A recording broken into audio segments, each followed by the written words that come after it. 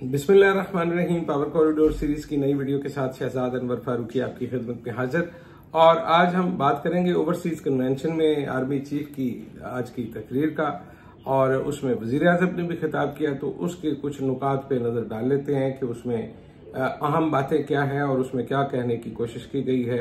पहली बात तो ये है कि जिस तरह से बैरून मुल्क में पीटीआई की पजीराई है और जिस तरह से वहां पे उनका सोशल मीडिया और जो डायस्पोरा है पाकिस्तानियों का वो जिस तरह से मुतहरक है और जिस तरह से हुकूमत के लिए परेशानियां पैदा कर रहा है, तो उसके बाद बनता यही था कि हुकूमत वक्त जो है वो किसी न किसी तरह उसका तोड़ करने की कोशिश करे। और जाहिर है उसके हवाले से किसी ने उनको मशवरा दिया होगा कि वो इस तरह का कोई कन्वेंशन कर लें, तो उन्होंने वो कन्वेंशन किया है जिसके हवाले से मुतज़ाद इतलात हैं।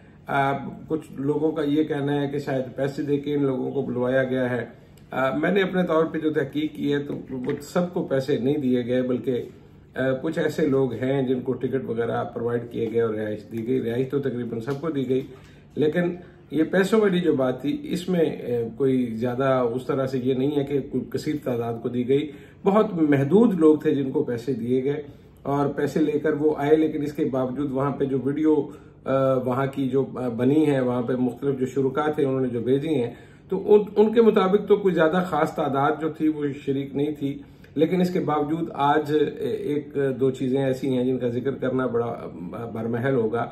एक तो यह है कि समंदर पार पाकिस्तानियों के लिए जो स्पेशल कोर्ट्स की बात हो रही है, तो स्पेशल कोर्ट्स का मामला जो है वो तो ऑलरेडी तयशुदा है और उस पर किसी हद तक अमल भी हो गया है कि हर हाई कोर्ट में 2 जजेस पर मुश्तमिल एक डिवीजन बेंच जो है वो बना दिया गया है और वहां पे तेज तरीन कार्रवाई का कहा गया है कि केसों को 3 से 4 महीने के अंदर अंदर उनका फैसला कर दिया जाना चाहिए।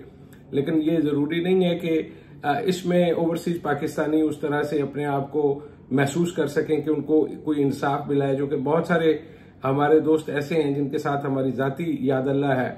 उनके मसाइल इतने ज्यादा हैं, उनके पास सिर्फ कागज हैं, उनके पास कोई प्रॉपर्टी नहीं है, तो ऐसे में कोई अदालत कितनी भी जल्दी करे। और यहाँ पर तो एक कल्चर ऐसा है कि वकला को सिवाय तारीख लेने के शायद किसी और चीज के पैसे नहीं दिए जाते और वकला दिल खोल कर तारीख मांगते हैं और हमारे जज साहबान भी फराग दिली का मुजाहरा करते हुए ये दे देते हैं। तो ये देखना पड़ेगा कि ये इसके हवाले से कोई खास, मेरे हिसाब से तो इसके हवाले से नोटिफिकेशन किया जा चुका है और हर हाई कोर्ट में 2 जजेस का नाम सामने आ चुका है। अब इस पे अमल दरामद कैसे शुरू होता है और ओवरसीज पाकिस्तानियों को इंसाफ कैसे मिलता है, ये देखने वाली बात है।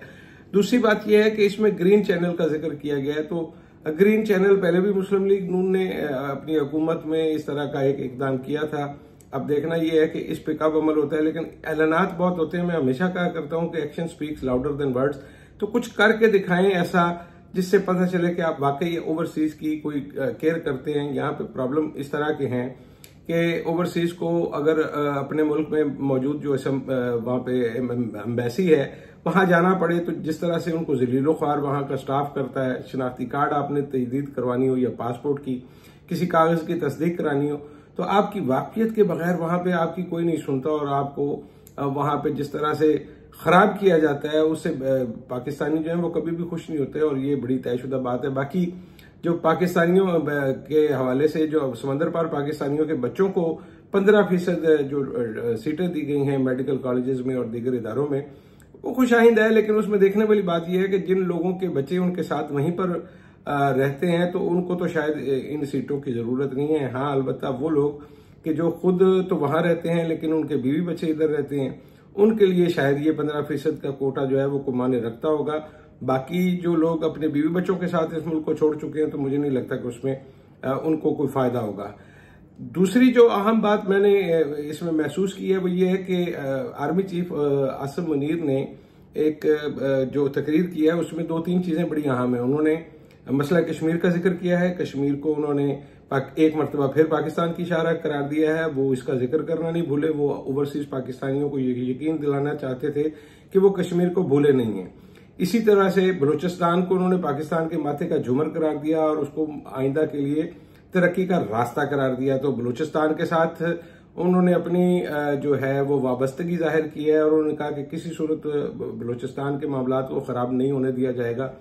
तो कहने की हद तक ये बड़ी जबरदस्त बात है। इसी तरह से दूसरी जो बात उन्होंने एक तीसरी जो बात की वो गजा के मुसलमानों के हवाले से की, तो मैं समझता हूं कि इसकी भी एक अहमियत है, वो इसलिए कि यहाँ पे एक तासर ये था कि शायद पाकिस्तान में गजा के मुसलमानों के हवाले से कोई बात करना ममनू है या यहाँ पे बात नहीं की जा सकती।